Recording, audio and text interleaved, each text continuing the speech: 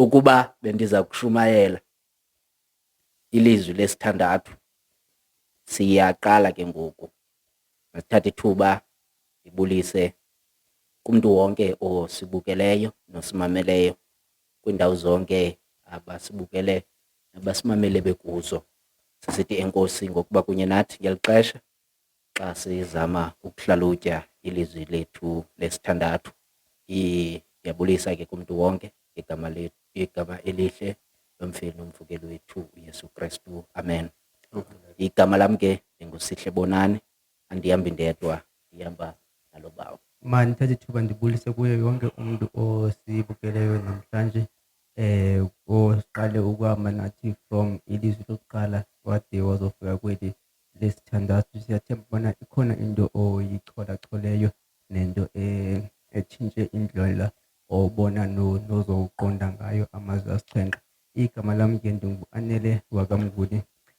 Sihamba nobhuti wethu uBhutisakele naye ongowakamnguni. Mandithathe ithuba ke ndibulise kuye wonke umntu omameleyo ngale mini yanamhlanje ngelihle igama lenkosi Yesu Kristu. Sicela ke nje uba uThixo kwakhona namhlanje akunike ubulumko bokumamela nenkonzo. Inkosi. Sele sicela usivulela leya namhlanje tasita ngomthandazo. Bawethu oyingcwele, isewe inkosi yethu Yesu Kristu, Thixo wethu oyingcwele, sibulela nkosi elungileyo ukugcinwa nguwe ngale mini. Sazongena nkosi elungileyo Thixo wethu oyingcwele kule ndawo. Siza kuthetha ngelizwi lakho Thixo wethu onamandla, ilizwi lakuthetha ngunyana wakho emnqamlezweni uYesu Kristu. Thixo wethu oyingcwele, sinika amandla ke Nkosi, usinike ubulumko Thixo wethu olungileyo bokwazi ukuthetha nokutyhila ilizwi lakho. Lowa umameleyo Thixo wethu oyingcwele, umnike ubulumko bokwazi Thixo wethu lokumamela ilizwi lakho. Siyathandaza ke Nkosi ubungene nathi kule nkonzo uYesu Kristu inkosi yethu. Amen. Amen. Masibulele ke tasita ngokuba usivulele. Sibulele ke nakumntu wonke osimameleyo namhlanje. Sikwilizwi lesithandathu ke namhlanje bobawo. Ipha kwincwadi kaYohane ngesahluko se-19 ngevesi yama-30. uYohane 19 verse 30. uYesu ubethelelwa emnqamlezweni. Xa ngoko uYesu wabeyamkele ivinika, wathi kugqityiwe, wathoba intloko wawunikela umoya wakhe. Ubawo ke kudlangothi wakhe le ivesi yilaa ndawo ithi kugqityiwe. Now xa ndiyijonga ke mna ke le ivesi ithanda uba triki ngokuba ithetha le nto iyithethwayo ukugqityiwe. So ndicinga mhlawumbi ngoku eyona nto mhlawumbi esimela sijonga yona into yokuba ukuphuhlisa ile nto iyithethayo, because mhlawumbi amanye ezinye iivesi ezibesithetha ngazo mhlawumbi ziyakwazi uyokukhangela enye meaning, kodwa le ayikho into egqitha le into yokuba kugqityiwe. Ngoku mhlawumbi eyona nto endifuna mhlawumbi sibe kubhenela kuyo kukhangela amaqhinga mhlawumbi esinowasebenzisa uzama into yokuba, ngoba xa kuthiwa umntu umile phambi kwabantu uyashumayela, simlindele noko ahlale into xa ithetha nabantu noko i-3 minutes ukunyuka at least abe uthetha yona. But ke ngokuba uzawubopheleleka izawuba ngathi inde loo nto. So mhlawumbi xa sizama ukuza ngamaqhinga ukuba si-expande kule vesi, mhlawumbi zeziphi izinto esimela sizixhobisa ngazo. Mandiphinde ndibulise ke kuye wonke umntu osibukeleyo ngalo mzuzu. Mhlawumbi okokuqala, if sinokuthatha le mission ka Yesu as a project ayinikiweyo nguThixo. Kwi-project unikwa mhlawumbi izinto okufuneka uzi-achivile, unikwa kuthiwe ngexesha elithile funeka uachieve into ethile, ngexesha elithile funeka wenze into ethile, ngexesha elithile funeka ube uyigqibile iproject lena uyenzileyo. So yena iproject wayeyizele mhlawumbi ezasemhlabeni kuzohlanganisa abantu noThixo, kuzothatha isono somntu asondeze umntu kuThixo. So uyabona ke ngoku ngalomzuzu mhlawumbi ngaphandle kokungena kakhulu, uyabona ngalomzuzu ukuthi izinto ebezithunyiwe nguThixo uzigqibile ezantsi emhlabeni. Uxela ingxelo ke ngoku phambi koThixo, une-checklist yakhe athi into ethile ndiyigqibile, tick, into ethile ndiyigqibile, tick, into ethile ndiyigqibile, tick. That's why ke ngoku esisa ingxelo, because kwivesi besidilishana nayo izolo besithe uthe akubona ukuthi ukugqibile okanye ukugqibile okubhaliweyo ezibhalweni kwaye kufezekisekile, wathetha la mazwi besincokola ngawo izolo. So ufezekisile konke, ngoku uthatha le ngxelo uyamxelela ubana ufezekisile konke bendikuzele emhlabeni, kugqityiwe. Mhlawumbi ke sizawuye singena deeper Mna eyona nto nam endiye ndiqaphele kweli lizwi yeyokokuba konke ebekuzele emhlabeni uYesu Kristu uyazile okokuba ugqibile. Yonke into ebemele into yokokuba iyenzeka kuye yenzekile.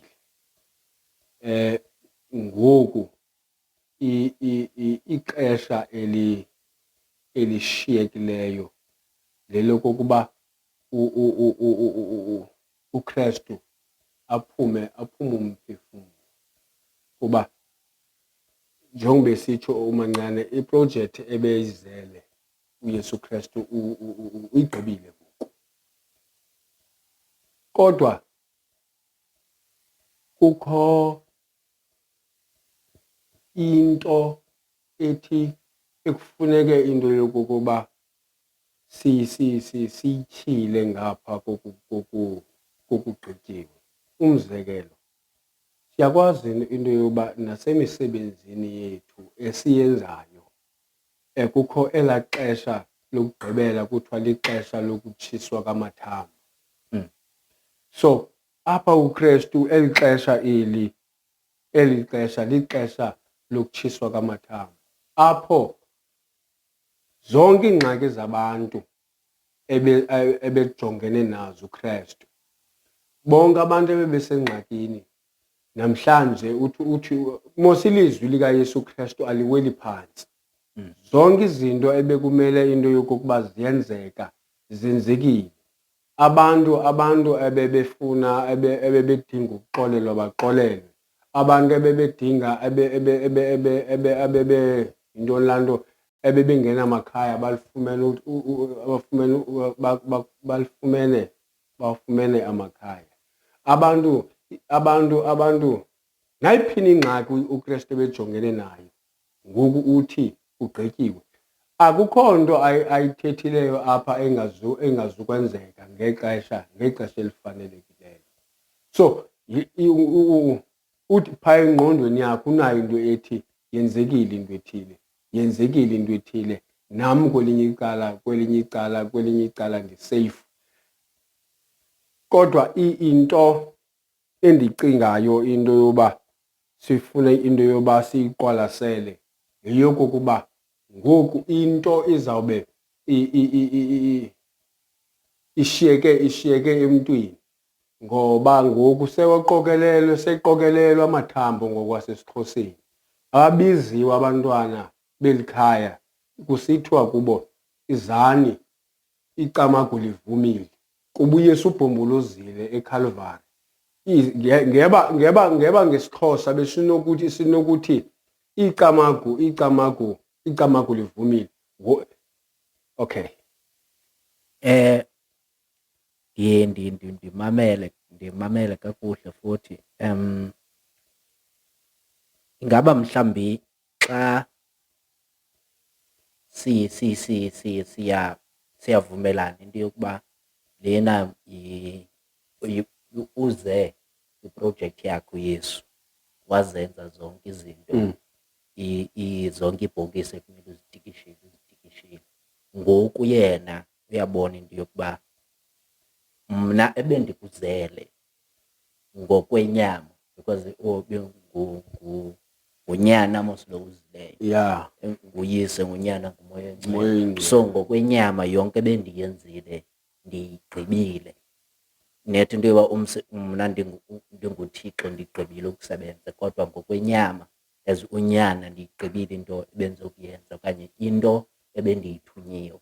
Ngoba siye saqaphela mhlawumbi nokuba uYesu apha ikakhulu ebethunyiwe yile nto mhlawumbi ezawumane eripota kuyise. So xa selefikela kula magama uYesu okuba kugqityiwe, thina bantu bamameleyo uYesu into yokuba uthi kugqityiwe ithetha ukuthini mhlawumbi kuthi loo nto?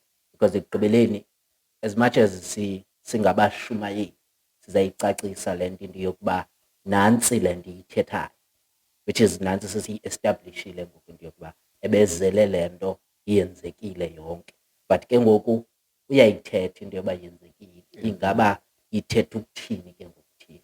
Ukuba mhlawumbi sinoba nomyalezo esiwusayo ebantwini, mhlawumbi singazama ukuthini ebantwini? I think mhlambi ukuzama ukusondela kuwe kule nto uyithethayo, uTaseda uthatshe into mhlambi ebalulekileyo ethi kubana xa kutshiswa amathambo kusithiwa icamagu livumile. Abantu ke bakholelwa kwizinto ezininzi because ngoku elo sapho elo belihlangene apho liza kuphuma umntu ahambe ayo-aplaya, umntu ebengafumani umsebenzi ahambe omnye ayokwenza loo nto ibingalungi ebomini yakho. Abantwana bebengalungi, kujonga ukuthi emveni bana kwenziwe lo msebenzi na imeko yakhe izokuhamba ifikelele ekuthini na. So nalapha emnqamlezweni apha njengalo mzuzu bavumile ukubana lona ngukumkani wamaYuda kwaye ungokaThixo ophilayo. So abantu ke ngoku bazawuphuma bayokwenza izinto abanamandla okanye bathunywa ngamandla abo okuzenza, knowing that ukuthi zonke izinto zethu zibethelelwe emnqamlezweni because bebeyazi ukuthi uMesiya uyeza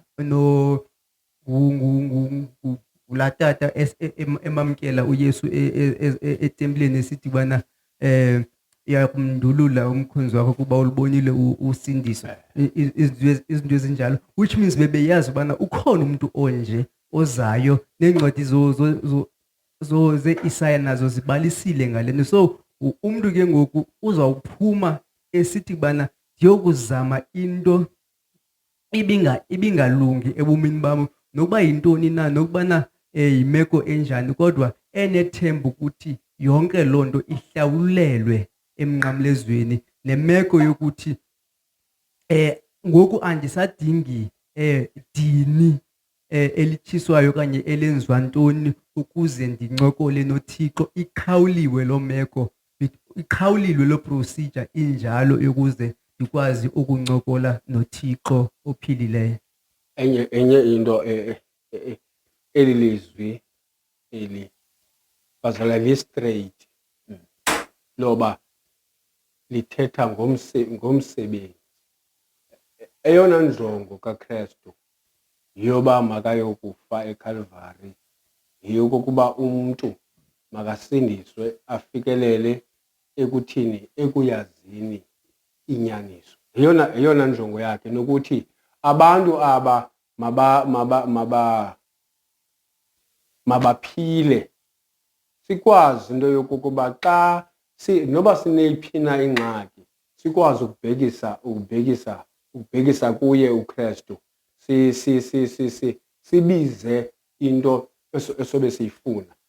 Akukho mntu ngoku xa esithi uKristu kugqityiwe njengakuthi xa esithi uKristu kugqityiwe, akukho mntu ukho into aza kuyidinga. Akukho mntu uzawuba phinde ahlupheke, noba ngoku singahlupheka.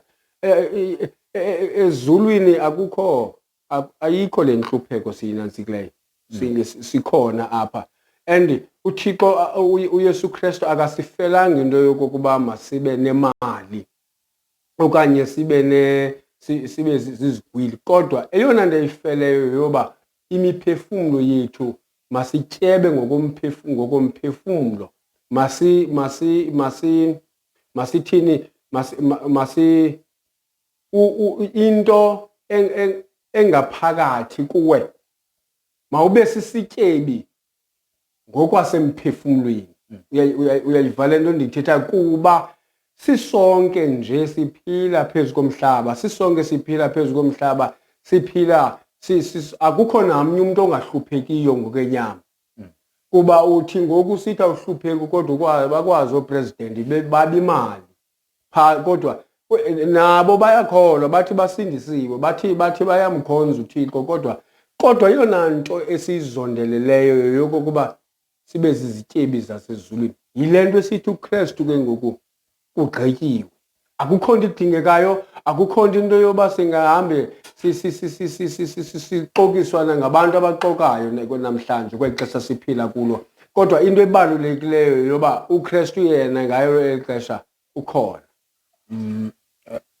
Njengoba ndimamele ingathi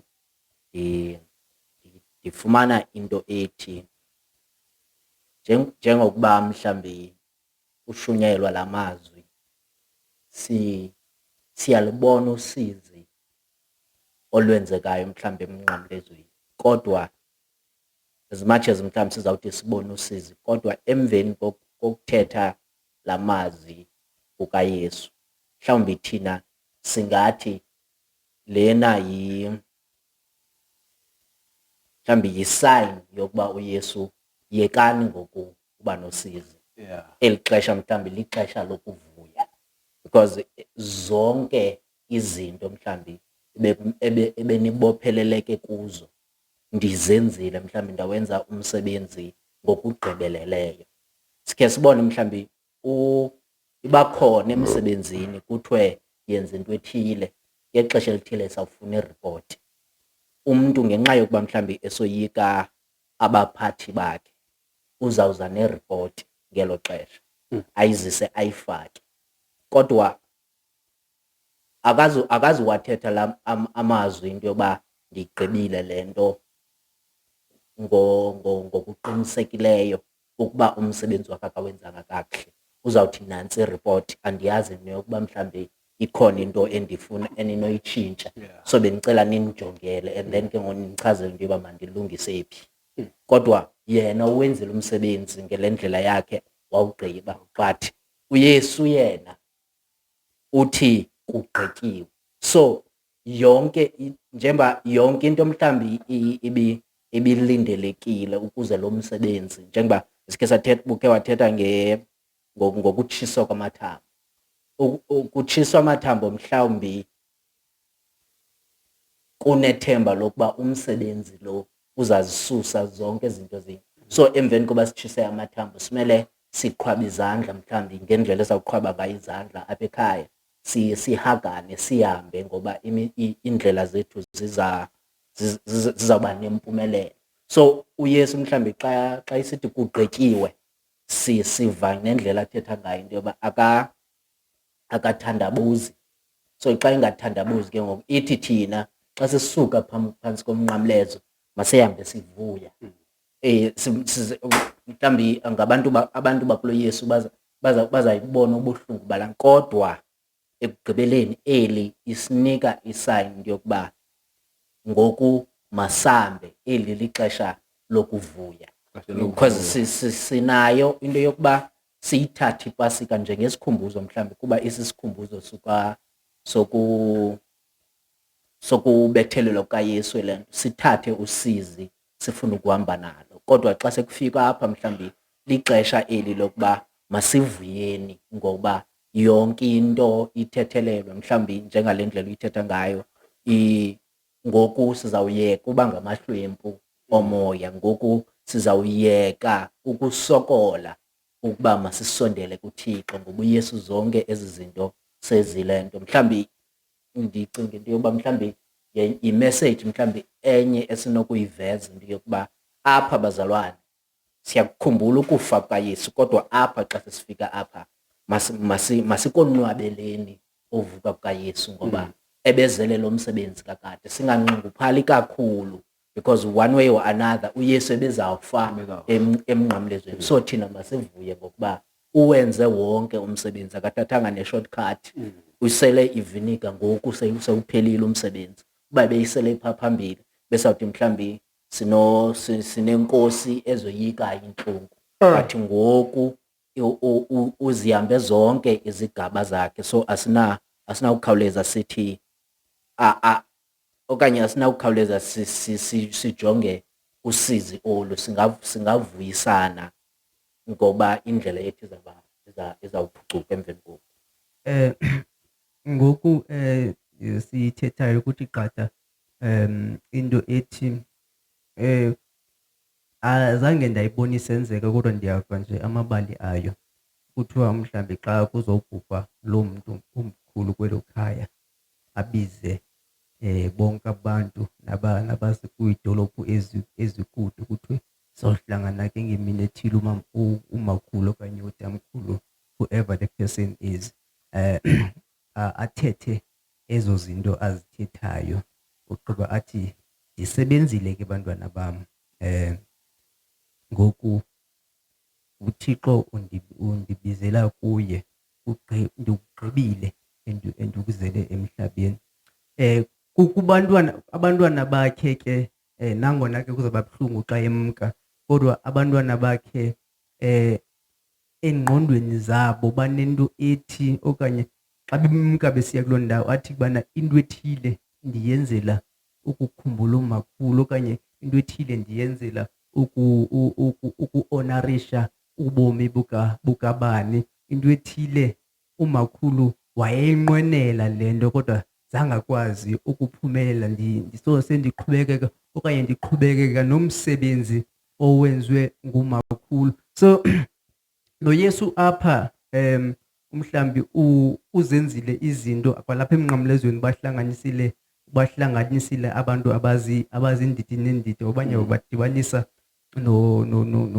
noThixo, abanye i-relationship between abantu abalapha ezantsi emhlabeni nokukhathalelana kulapha neemvakalelo zilapha. So yonke into mhlawumbi esiyenzayo ngoku siyenza kuba sifuna ukuqhubekeka nento ibiqalwe nguThixo. Xa esithi mhlawumbi ugqibile, ingangathi uthi ubomi bethu ebuKristini mabube ngona buqalayo ke ngoku ukubheka phambili, ngoba usenzele lula izinto, usisetele ifoundation erayithi. Siyayazi ukuthi xa sishota ngento ethile sizokuyaphi, xa simkhumbula sizamkhumbula ngokuthi wayekhe wagqitha kwinto enje.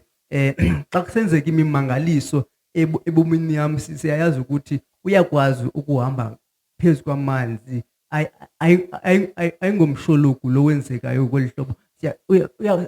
Umntu okholwayo uyakwazi ukukhupha iindimoni because utata wethu kuqala uqale wasibonisa ezi zinto kwaye wasinika nemiyolelo ukuthi masenze njani, naso sithatha indlela lula ukubheka phambili. Ndicinga njengoba ndisiva mhlawumbi ndingathi okunye mhlawumbi okuvelayo singalisebenzisa eli lizwi njengelizwi lokuqhayisa thina njengabantu abakholelwa kuYesu. Sisithi mna ndikhonza inkosi ezigqibayo izinto zayo, because zininzi iinkokheli. Umzekelo, iinkokheli ezisikhokelayo, zininzi ii-projects eziziqalayo zehluleke phakathi, zingazigqibi. kodwa uYesu yena eyakhe into ayithunyiweyo wayenza wayigqiba.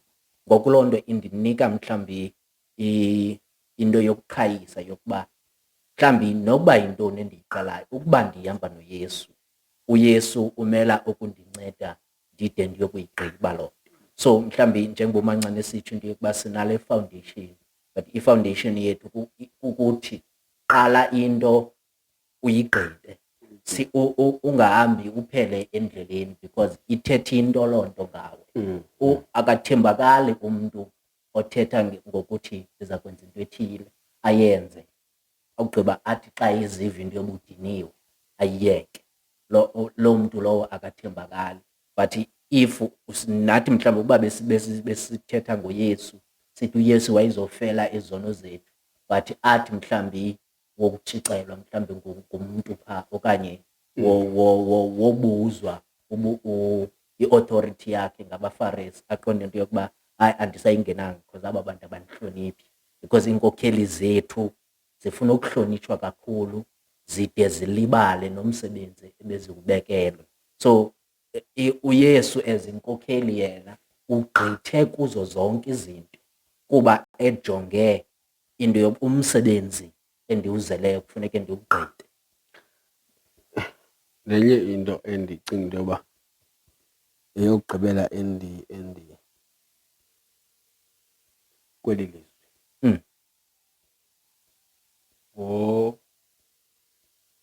ngokwalapha esiXhoseni sinokuthi ngucamagu lo mhlawumbi kolo sapho lenza lo msebenzi. Xa kusithiwa camagu kubonakaliswa into yokokuba ngamanye amaxesha xa kusenziwa umsebenzi kubonakaliswa into ethi lo msebenzi ugqityiwe, and kukholwa okokuba yonke into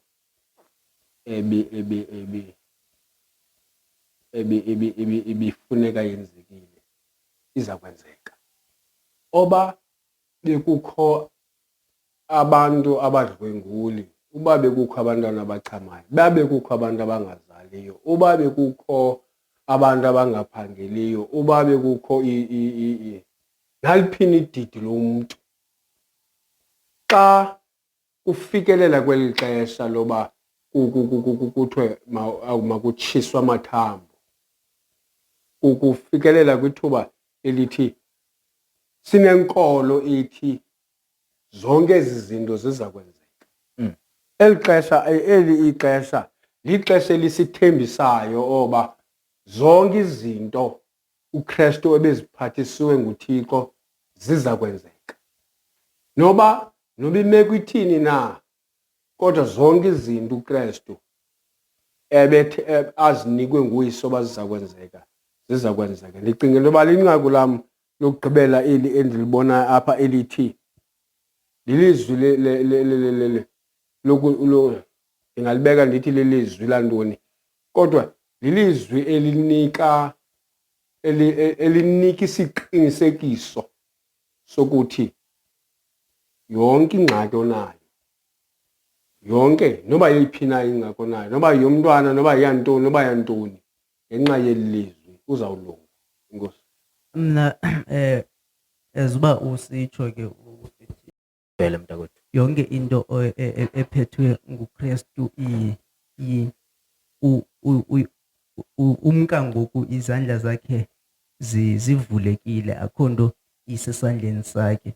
Thina bantu abashiyekileyo na ukuba sinokrotyiswa kuthiwe ngalo mzuzu anele uyabhubha na, ndingatsho mna ukuthi kugqityiwe na xa ndibona ukuthi mhlawumbi ndizawufika izandla zam zifumbathile na, izinto zam ezinto ndizithunyiweyo na ndingazenzanga zonke na. So xa siqukumbela ukuthi le nto ikwasifundisa nathi bantu ukuthi izinto esizithunyiweyo nguThixo uyayazi ke nawe okanye mhlawumbi you are still searching ubana yintoni oyithunyiweyo nguThixo, kodwa kwindawo okuyo yenza into kangangamandla akho, nokubana unikwa nantoni na ekufuneka ukuthi uyenzile, whether kusekhayeni, emsebenzini, esikolweni, nakuyiphi na indawo oseva kuyo mntu, kodwa yenza into ngamandla akho. Noba iyathathwa loo project yakho uyazi kodwa owam umsebenzi ndiwugqibile apha. Abantu betshitshiliza mhlawumbi